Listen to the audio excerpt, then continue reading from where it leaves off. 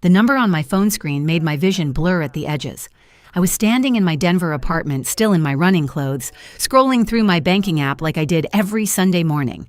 But this time, the transaction history stopped me cold. $28,000 wired to UNLV Bursar, $17,280 to Southwest Jeep dealership, $9,000 to Capital One, $4,500 to Nevada Energy, $2,200 to T-Mobile, line after line after line, stretching back a decade. I'd never added it up before, never wanted to see the total. $127,463. That number sat in my chest like a stone. $127,000 I'd earned with my own hands, bled into a house in North Las Vegas that had never once felt like home. My name is Megan. I'm 32 and I'm a structural engineer. This is the story of how I finally stopped being my family's ATM. I grew up hearing the same words on repeat. You're the oldest, Megan. You take care of your brother and sister. That's just how it is. My parents, Richard and Gina Holloway, had their own hierarchy, and I learned my place in it before I could spell my own name. My brother Derek was born when I was 6, and the moment he arrived, I became invisible. Their only son, their golden child, the one who could burn the house down and they'd blame the matches. My sister Paige came along 3 years later. Sweet, doe-eyed Paige, who learned early that a pout and a tear could get her anything. Together, they were the prince and princess. I was the servant who happened to share their blood. The spreadsheet I'd been keeping for years suddenly felt radioactive. Every line was a wound I'd chosen to ignore. Derek's college tuition that he dropped out of after 1 year. Paige's white Jeep that I was still making payments on while she posted Instagram photos with captions like "blessed." Credit card bailouts that my mother swore were the last time, every single time. I should have seen the pattern. But when you're raised to believe your worth comes from what you give, you don't ask questions. You just keep giving until there's nothing left. 2 months ago, the group chat lit up with Derek's announcement. He needed a reset weekend. Lake Tahoe with his best friend Owen, whose family owned half the commercial real estate in Clark County. Our parents were covering flights and the hotel. Paige tagged along for content. I watched it unfold through my phone screen like a nature documentary about a species I didn't belong to. Private terminal selfies, a chartered plane, penthouse suite at the Hard Rock, champagne towers and casino chips stacked like monuments. Derek filmed himself throwing $100 bills at a craps table while strangers cheered. My mother texted me that Thursday night. "Your brother is finally relaxing. He worked so hard trying to find himself." I almost laughed. Derek hadn't held a job longer than 4 months in his entire life. But in my mother's eyes, he was perpetually on the verge of greatness. Just one lucky break away from becoming the success she'd always promised he would be.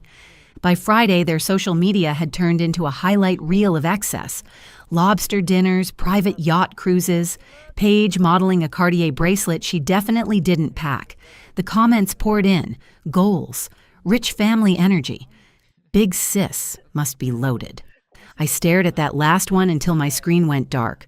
Our parents had given Derek $3,000. $3,000. And somehow they were living like reality TV stars. I muted the group chat and tried to forget about it. Saturday night at 2:17 a.m., my phone erupted. My mother was hyperventilating so hard I could barely understand her. Derek's in the emergency room. Security roughed him up pretty badly. 3 cracked ribs. He's screaming. "You have to send $15,000 right now or he'll be in agony all night." My father grabbed the phone. His voice cracked with a panic I'd never heard before. The casino caught him signing markers with a fake ID.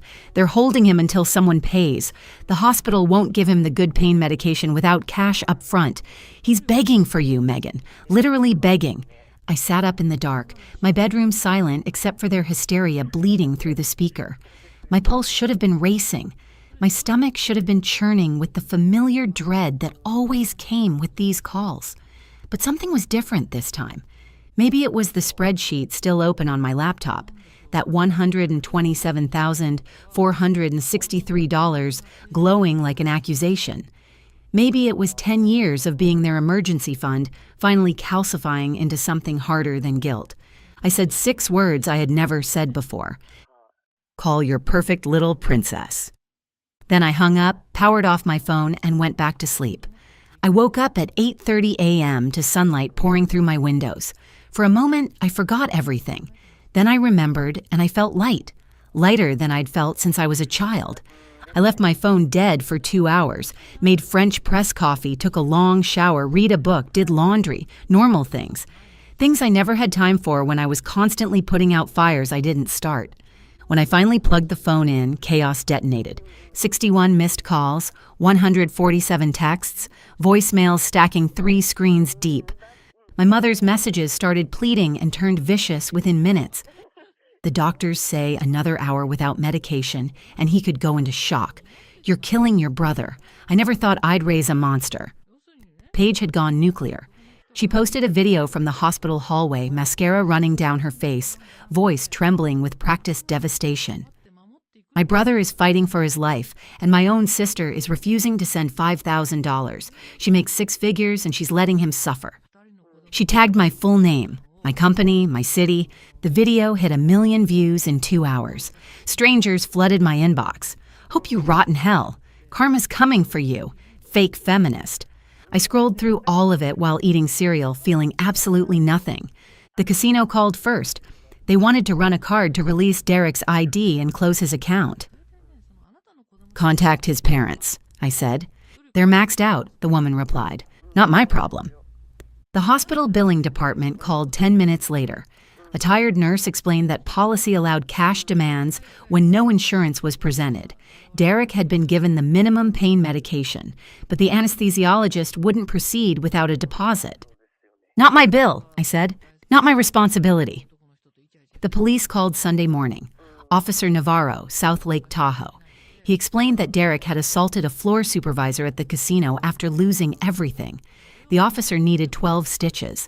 During booking, they discovered Derek had used a counterfeit Colorado driver's license to establish a $50,000 credit line. Worse, he'd forged my name and phone number on the casino paperwork, listing me as his co-guarantor without my knowledge or consent. Felony assault, felony fraud, possible identity theft. Bail set at $80,000, cash only. And you're calling me because you're listed as primary emergency contact and co-guarantor on the casino paperwork. I am neither of those things, I said calmly. My brother forged that information. His legal guardians are Richard and Gina Holloway in North Las Vegas. Direct all communication to them. We've spoken to the parents. They're unable to produce the required amount. Your brother specifically requested. Then my brother lied to you. I'm not paying a dime. Have a nice day. I hung up and went for a 5-mile run along the Cherry Creek Trail. That afternoon, my father called from the airport. His voice was raw, broken in a way I'd never heard. Megan, he started coughing. Derek's been gambling for 3 years, not just weekends, every week. Online, casinos, bookies. He owes $92,000 to people who don't accept payment plans. I stood at my kitchen window, watching clouds drift over the mountains. Your mother and I took out a reverse mortgage on the house 18 months ago to cover his first debt, $30,000. He swore he'd stop. He paused, breathing heavy. 4 months ago, it happened again, $55,000. We refinanced everything. The bank sent a foreclosure notice last week, 60 days, and the house is gone. He was crying now. We thought one more big win in Tahoe would fix everything. That's why we gave him the cash. He said he had a system. And now you want me to take out a loan for $100,000, I said, to save everyone from the consequences you created. He's our only son. I let the silence stretch. That's always been the problem, Dad. You had 1 son and 2 daughters who never counted. Please, Megan. He was sobbing openly now. I'm begging you, if you don't help, we lose the house. Derek goes to prison. Your mother and I are homeless at 60. You taught me my whole life that family comes first, that the oldest has to carry everyone. You made that rule. I lived by it for 32 years, and the moment I stop, I'm the villain. He couldn't even form words anymore. I'm not a bank, Dad. I'm your daughter, and you lost the right to ask me for anything the day you chose his addiction over my future, again and again and again. You're really going to let your brother rot in jail? He's 26. He made adult choices. Let him face adult consequences. Goodbye, Dad. I hung up and blocked his number. For a full minute, I stood there waiting for the guilt to rise, the stomach drop, the urge to call back and fix everything. It never came. I opened my laptop and pulled my full credit report. The reverse mortgages were there in black and white, both in my parents' names only. My name appeared nowhere. Legally, the house had never been my problem. I poured a glass of wine at 3 in the afternoon and let myself breathe. The harassment lasted exactly 7 days. Aunt Linda called crying that my mother had a nervous breakdown. Cousins I hadn't spoken to in years sent lectures about family loyalty. Paige posted daily updates. Day 4 without a home because my sister won't help. Her GoFundMe hit $112,000. Every dollar donated by strangers who believed I was a monster. On Wednesday of the following week, Clark County posted the foreclosure notice. The house on Coral Springs Drive in North Las Vegas was padlocked. My parents had 30 minutes to take what they could carry. That same Wednesday afternoon, Derek appeared before a Nevada judge via video link. The prosecutor offered a plea deal, felony fraud reduced to misdemeanor, plus mandatory 90-day inpatient treatment at a state facility. The identity theft charges related to forging my information were dropped after I declined to press charges. He took the deal. Paige's brand deals evaporated overnight. Fashion sponsors dropped her within 48 hours. Reddit threads dissected every lie she'd told online. Her follower count cratered by 500,000. A week later, the GoFundMe was frozen pending fraud investigation after donors discovered the money was going to Paige's personal account rather than any family emergency fund. I watched none of it directly. I'd already changed my number, blocked every family account, and made my social media private. On Sunday night, I signed a lease on a new loft across town. The movers came Monday at dawn. By noon, I was gone. I didn't file a forwarding address with the post office. The silence that followed was breathtaking. No more 2 a.m. panic calls. No more Venmo requests disguised as emergencies. No more guilt wrapped in the word family. I walked to my new corner coffee shop every morning and ordered the same oat milk latte without anyone asking me to spot them $10. I hiked alone on weekends and didn't have to explain why I couldn't send plane tickets. I cooked dinner without that constant background hum of dread that someone was about to implode and blame me for not catching them. One evening in late August, I sat on my balcony watching the sun drop behind the mountains and realized I hadn't felt my shoulders tense in almost a week. I opened a bottle of wine I'd been saving for a celebration that never came, poured a glass and let myself cry. Not from sadness, from pure, dizzy relief. Cutting them off wasn't cruelty, it was oxygen. I finally understood that love doesn't require self-destruction, that boundaries aren't betrayal, that choosing myself wasn't punishment I was inflicting on them. It was the consequence they had earned, one unpaid bill, one excused lie, one mortgage future at a time. Through mutual acquaintances on social media, I learned what happened to them over the following months. My parents moved in with Aunt Linda in Henderson, sleeping in her converted garage. The bookies eventually stopped circling once Derek entered the state facility with nothing left to take. Paige moved into her boyfriend's studio apartment in Summerlin after her influencer income dried up completely. Derek finished his 90 days and got a job washing dishes at a diner in Reno. Court-ordered to stay out of casinos for 5 years. My mother tried one last time. A letter arrived at my old apartment building 3 months after I'd moved. My former neighbor, Mrs. Chen, recognized my name and tracked me down through LinkedIn to forward it. Inside was a Polaroid of me at 6 years old, gap-toothed and grinning in a backyard pool. "We're sorry," was scrawled on the white border in her handwriting. I looked at it for a long time. Then I dropped it into the recycling bin with the junk mail. I didn't hate them. Hate takes energy. I had simply run out of anything left to give.